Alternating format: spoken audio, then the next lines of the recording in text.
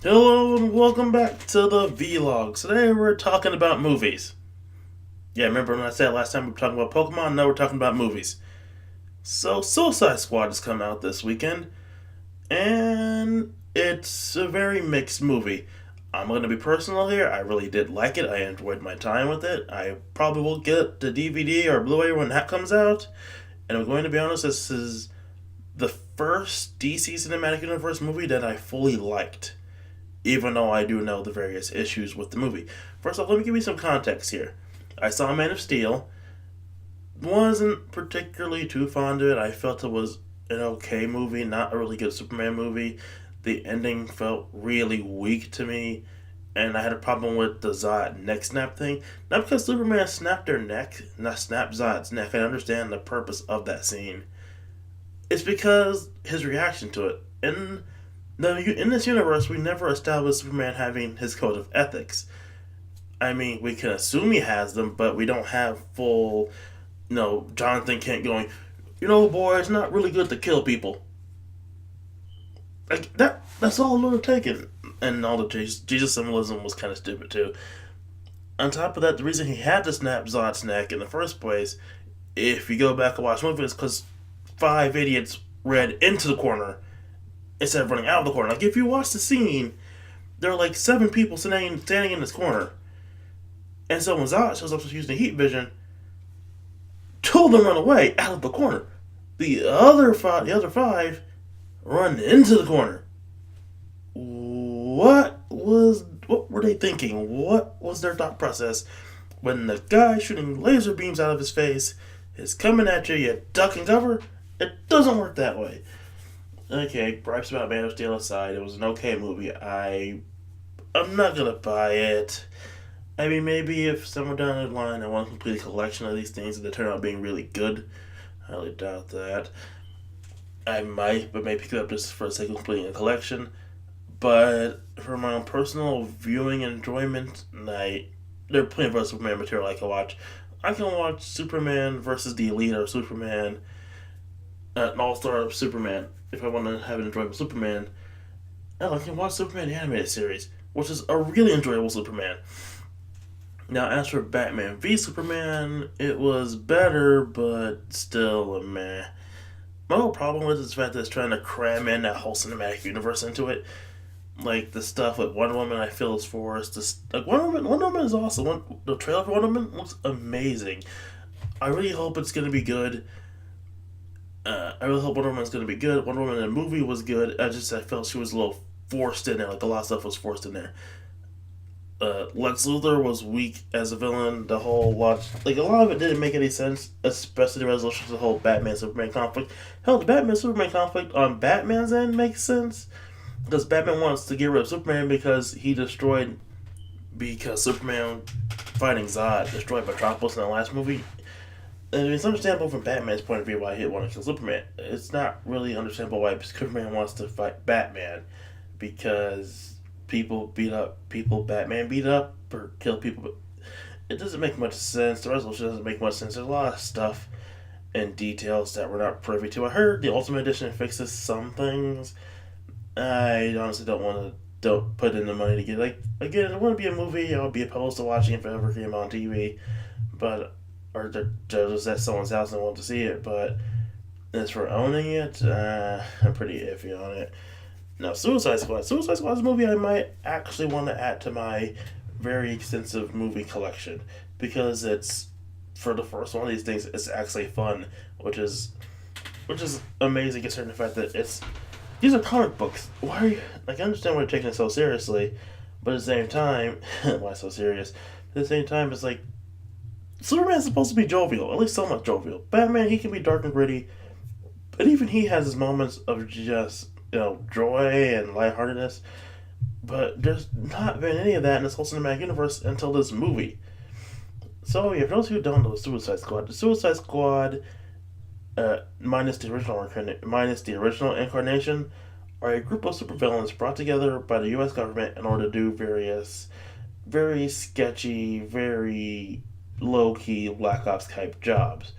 They all have bombs that plant into their necks in order to prevent them from escaping, and Basically speaking, they do sketchy, crazy jobs for the government, at the same time trying their best not to die. And because Suicide Squad was in the title, at least when once at least in, one at least one member dies in every mission that they undertake. Like if you read the comics, at least one member of the Suicide Squad dies in every mission. Like it's kind of funny. Like I think one of them didn't die in one issue, but they died in later issue. It's kind of weird. But anyway, after New 52, Suicide Squad, it got really good. It was pretty decent. It was probably one of the better New 52 outings. Currently speaking, it's still pretty good. Harley Quinn's still a member. The current lineup is similar to the movie, but Reverse Flash, who isn't like he is in the. Okay, long story short. That's not important. So basically, in this movie, it's pretty much going through the origins of the Suicide Squad. And basically speaking, after the events of Batman v Superman, Amanda Waller wants to create her own super team in order to combat an evil Superman, essentially. Just to be sure, she decides that she can use some sacrificial pawns in the Suicide Squad. And thus she enlists Deadshot, Harley Quinn, Captain Boomerang, El Diablo, Killer Croc, and Slipknot to form the Suicide Squad with Captain Rick Flag Jr., and that's important for comic books, and Katana joining alongside, and Enchantress is pretty much her indentured servant. Now, Enchantress eventually goes rogue and starts her own plan to destroy the world and basically put herself and her brother Incubus back on top of everything. And now, I'm going to talk about that in a second because it's kind of a funny idea I had. But essentially, the squad's goals is to stop the Enchantress and save the world. At the same time, preventing knowledge that this incident ever happened from really spreading out from beyond the city.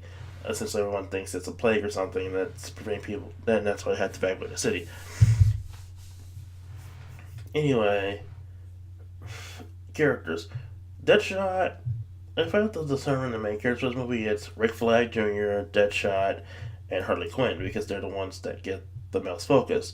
Deadshot gets his focus in the fact that he wants to be back with his daughter. Harley Quinn and her relationship with the Joker, we'll talk about him in a second, is a major focus, even though it ultimately gets a pretty wrapped up conclusion at the very end of the movie. And Rick Flag and his relationship with the other side, the basically Enchantress's other half in Cindy Moon. Now, there's also a bit of stuff between Deadshot and Captain Flag, not in a romantic sense, but in the whole they don't trust each other, but they slowly begin to form a bit of a bond kind of thing. As for El Diablo, his own character arc, basically he's afraid of using his powers because of something bad he did. I won't say what, because it's really a really good thing. I mean, it's a really good storyline. And Captain Boomerang's there to basically be the comic relief. He doesn't really get that much character. And he's just there for action scenes and comic relief. The Katana, I feel Katana was wasted. She doesn't really do much in this movie outside of action scenes, and while she is really good in the action scenes, there's not really much of her character that's got into, and Slipknot's there to die. Again, one of these members have to die in every mission, and Slipknot has to be the one to die. I mean, someone else died, but someone else dies, and I won't say who. Killer Croc serves as a strong silent type of the team, and he does have a lot of cool moments, and I'm happy he survived for doing this because I really like Killer Croc, and he has a bunch of funny moments too. And yeah, Killer Croc is awesome in this movie. So I like how like 3/4 out of the these guys are like Batman villains. Like Deadshot isn't really a super Batman villain. He's known for fighting Batman, but not 100% Batman villain. Anyway, other characters are important. Amanda Waller. Amanda Waller in this movie is entirely on point. Like, basically speaking, you have to have the right mix of bitchiness, for lack of a better term, and charisma to be Amanda Waller. And Viola Davis, who plays her, has it perfectly. Like, I think she may be just playing a bit of a different version of her character, from How to Get Away with Murder, because that's the same actress, people. If familiar with How to Get Away with Murder, I'm only tangentially familiar with it, and from what I've seen, that character was close to Amanda Waller. like a more emotionally vulnerable version of Amanda Waller, and this is just without the emotional vulnerability. Boom, full Amanda Waller mode, and it is freaking amazing. Like she has some really great scenes in the movie, and she's just really great in it. I love pretty much all of her interactions with pretty much anyone else because she's always on top. It's like every time she's on screen, she just dominates the screen. Like boom, I'm here. I'm the main character now, even though I'm not. Yeah, Will Smith is Deadshot. I don't really talk about actors that much, do I? And I have to say honestly, he's playing Will Smith, who just is really good at shooting, and it works. It really does work, and I do have to admit, it's fun to see Will Smith actually act again instead of just be directed by Shyamalan because that was not a good idea. Well, it's a shame that we didn't get to see him in Independence Day 2 because of this movie, but at the same time, I heard Independence Day 2 bombed anyway, so it's fine. He got in a better movie, even though this one isn't faring that much better critically. Now, all the other actors do really good jobs with the jobs they're given. I heard they used. And another thing I have to admit, Killer Croc isn't CG. He's full practical effects, which is I think a really good touch, especially because they're going for the more hybridized man gator Killer Croc instead of full gator Killer Croc. And I have to say, practical effects all the way. Uh, So another character I didn't mention and is a big point of contention is Jared Leto's Joker. Now, basically speaking, I have to say, out of 1 to 10, I have to give him about, let's go with a 7. He's going with the very different Joker from Heath Ledger's Joker. He's going more with the original style of Joker. Basically, the smooth criminal operator, although in a modern sense, with the whole tattoos, piercings, all that crap. Like, he has this whole chic style and crap, and it works. I do have to admit, I didn't like the images that they showed, but when he was in motion and actually acting, I did buy he was the Joker. He has the sense of charisma, the on-screen presence for the Joker. It's just he needs more screen time and better opportunities to act as the Joker. Like outside of Harley Quinn's flashbacks about the Joker, he doesn't really get to do that much aside from his plan to get Harley back. And at least the one of the famous Joker fake outs when you think he's dead, but not really, because they again already said they're making a solo Batman movie, and 9 out of 10 he's going to be the main villain, or at least someone involved in the movie. But, Jared Leto, pretty fine Joker, not the best. The best, I mean, out of the live action Jokers, I have to say he's my about third or fourth pick. Out of Jokers in general, he's like 5 or 6 because Mark Hamill's still number one. If we're talking live action, if we don't, if we're talking live action, it gets more complicated. Anyway, about the villain Enchantress. So I guess again, Enchantress is the main villain of the movie, even though she's also a member of the Suicide Squad before she decides to basically use the opportunity to screw over the world and get her power back to take over the world. Now, if you're familiar with Amanda Waller, I find it kind of bullshit that she let this happen. And she just had the key for Enchantress doing what she did. And hid it behind the door even though she knew the Enchantress had teleporting powers. And I personally believe that Amanda Waller let her do what she did just to be able to form the Suicide Squad and then show their effectiveness by having them fight a villain. It's never stated that that's the reasoning, but because it's Amanda Waller and because she... Again, there's a scene in this movie where she kills her own people because they don't have the right clearance for the information that they get a hold of. This is the type of person Amanda Waller is. I can totally imagine her doing whatever she thinks she has to, sacrificing as many people as she thinks she has to, for what she believes to be the greater good. She's essentially... The best comparison I think of for Amanda Waller is she's essentially Batman without the moral compass. She has the intelligence and methodology of Batman without the moral compass that directs Batman. Which makes a really great character in my opinion. And other things, effects great, action great. There are a lot of great scenes. Like A lot of time I question why Harley Quinn's in the Suicide Squad because she doesn't have powers, and in most incarnations she's just those Joker's lackey and really doesn't have that much of a physical presence. This movie made me realize why I was a member of Suicide Squad. Like in the comics, they went with the more modern version of Harley, where Harley has some physicality, but not like super muscly. She's flexible, bendable, and has her own strengths and weaknesses. She can hold herself in a fight, but she's not the big bruiser. That's Killer Croc. Uh, Again, everybody has their own cool scenes here and there. Captain Boomerang's pretty much there for comic relief. Katana's there just for the action scenes. Katana still felt. I love Katana. I love Katana in the comics. The actress playing Katana in this movie, totally great. She needs to get screen time in another movie. Like, I doubt they'll give Katana her own movie. But, like, Suicide Squad 2, maybe Katana gets a bit more focused. Like, like I said earlier, main characters for this movie: Deadshot, Harley Quinn, Captain Red Flag Jr. Those are like the three big mains for this whole movie. Everyone else is just there to fill. Like, everyone else is there for their own bits of here and there, except for Slipknot, who's there to die.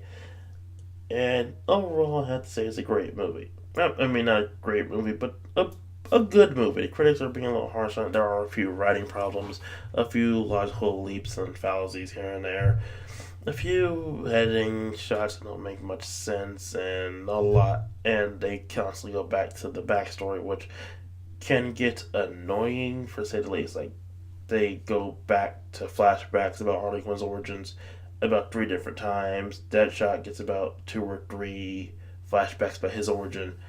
Really, not really his origin, but how they captured him and so whatnot. Uh, Captain Boomerang only gets one flashback. El Diablo's entire.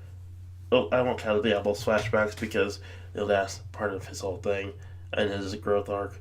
Killer Croc doesn't really get flashbacks. The Trancher doesn't get a flashback. Like, again, the amount of screen time they focus on Harley and Deadshot and whatnot. Yeah, I understand why Harley, because Harley's a big moneymaker right now. And on top of that, she's probably going to show up in a solo Batman movie because, again, they're having a Ben Affleck directed solo Batman movie, and I honestly can't wait for that. I think that might be the truly first great DC Cinematic Universe movie. This is the first good one. Like, if there was anything else compared to it, might not be the best, might not be a really good one, but it's good. It's really good on its own. It's the best DC Cinematic Universe movie we have so far because the previous two weren't that great. And let's hope that Justice League is at least somewhat as good as this movie. It's also a funny thought to think is this is technically speaking DC's Avengers right now because it's their first big team up movie. It's a funny thought. Anyway, that's Suicide Squad. Did you see the movie? Did you like it? Did you agree with the critics and hate it? Are you a giant comic book nerd like me and you like picking apart where they went wrong in terms of comic book stuff? Anyway, leave all that stuff in the comments below, and till the next time, which may or may not be a movie, and may or may not be something Pokemon related.